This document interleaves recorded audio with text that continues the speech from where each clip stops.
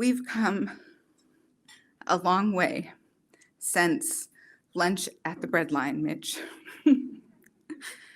Without his mentoring, vision, and strategy, my husband and I might not have founded our own Indigenous-led conservation organization.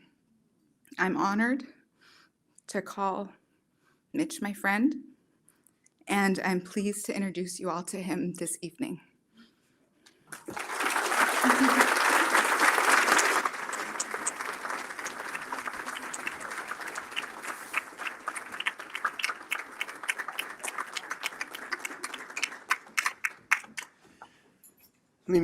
Squim Canal. It's nice to see you all. I want to call attention to an old friend, Senator Rolfus. Christine was on the board of Conservation Northwest in our earliest days. We go way back together, and these days she chairs a Ways and Means Committee and she writes the budget. She does a hell of a job of it. And who benefits is wolves in a bipartisan way. Maybe we'll get Enlow Dam out and so many things. And Christine and her husband Leonard and their girls have also in a very personal way made a huge, somewhat secretive contribution to protecting that same corridor that Amy just described. So Christine, we love you. We appreciate you. We thank you.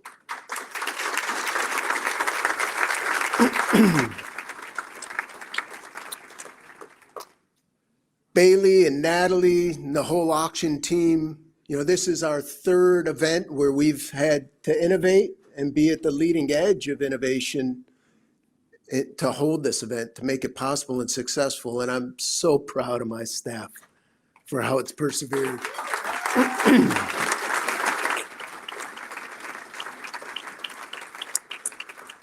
I'm a little bit raw right now. I lost my mom on Sunday.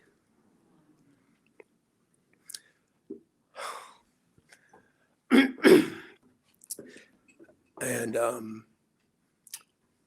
she was a donor and a supporter of everything. She would always visit and had relationships with all the staff. She even loved Grumpy Grizzly Bear Joe.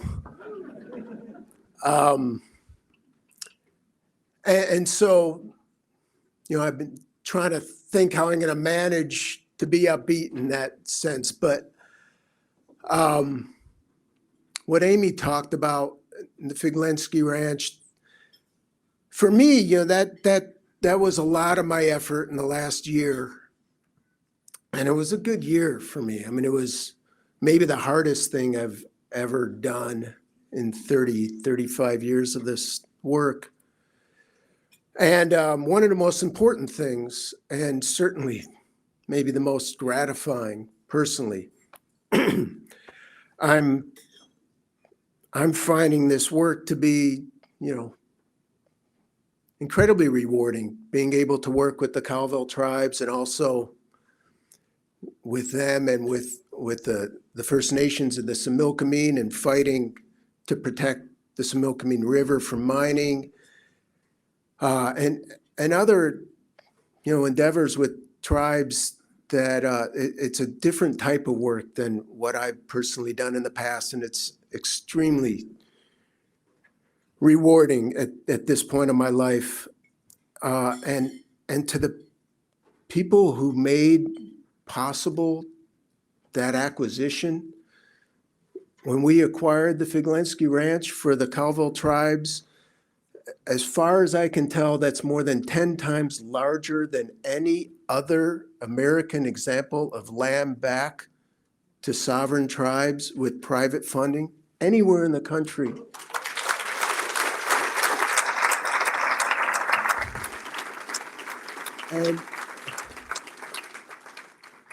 And there wasn't just people and money. Those were individuals and their money in acts of generosity and caring that I'll never forget. But it's not about me. I want to talk about some of my other staff. Let's talk about Dave for a second. Dave Warrants is our Science and Conservation Director, and what a frickin' year. Not only did we culminate 20 years of work restoring Fisher to the Olympics and South and North Cascades, Dave was lead on that. But Dave also initiated with biologists from the Cowville tribes and the Okanagan Nation Alliance in BC, restoration of lynx in the Kettle Range. He and they trapped and translocated and released lynx. I got to be there for the release of a lynx. Just an extraordinary event. Wild lynx restored to the Kettle Range.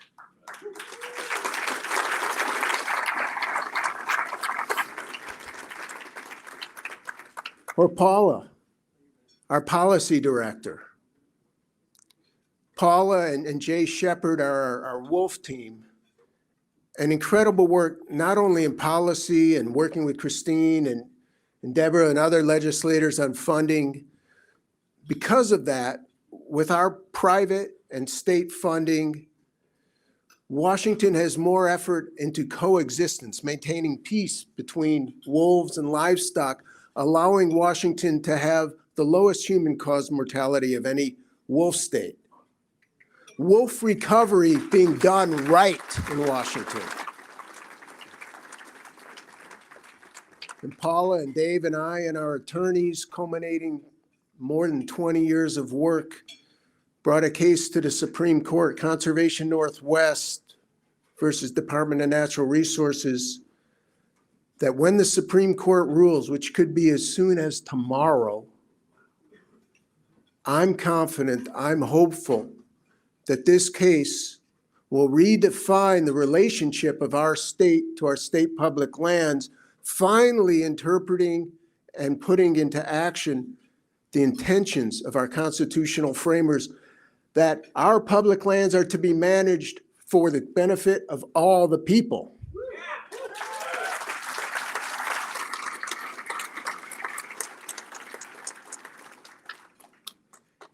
And Jay Keeney and his Sagelands Heritage team, Keith and Jordan are around here somewhere,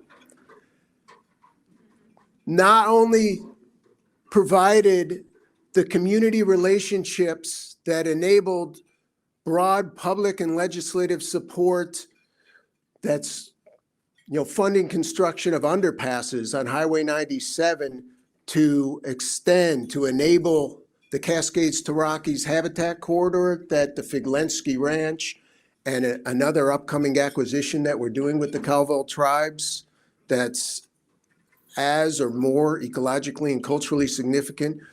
Incredible work with the community to make that happen, but also directly restoring and also getting state funding to restore burned lands, the wildfire issues that we have in our grasslands in north central Washington. But check this out. We don't need fences anymore. We have the electronics to do virtual fencing. And Conservation Northwest, with Jay Keeney's lead, has 3 pilot projects we're implementing this summer that will impact over 100,000 acres, direct relationships with ranchers where we're erecting towers. 2 of them went up on the Figlensky Ranch last week, that coupled with $35 GPS collars that go on each livestock, on each animal, allow the rancher from home on his laptop to fence ranches out of creeks, out of leks for sharp-tailed grouse, out of bureaus for pygmy rabbits. We don't need barbed wire. Wildlife can roam free in a West without barbed wire.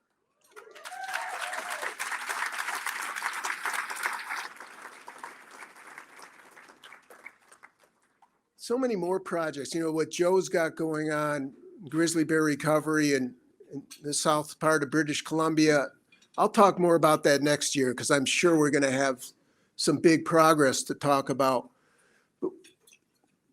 And National Wildlife Federation, Conservation Northwest for the last half dozen or so years has been the Washington affiliate of the National Wildlife Federation, which is not only the largest and oldest wildlife conservation group in America, but the best right now, the most effective by far. The work that the Federation has done this year that we're proud to be part of, funding in the infrastructure bill, $350 million for wildlife crossings nationwide. And the Recovering America's Wildlife Act, which is now ready for floor votes in the House and Senate, hopefully sometime in the next 1 to 2 months, that will deliver more than $1 billion a year to modernize our state fish and wildlife agencies. Washington alone will get $23 million a year to implement the recovery of ecosystems and biodiversity work that doesn't get funded now. We're at the front end of modernizing these agencies, and we're proud to be associated with the National Wildlife Federation.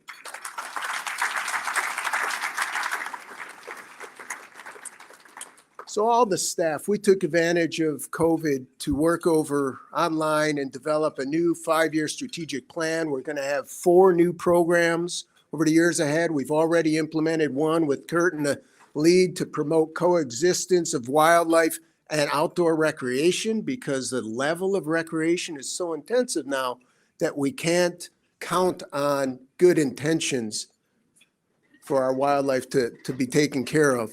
So we're doing a lot. I had a good year, but we had a great year. And I can't remember Conservation Northwest having a bad year.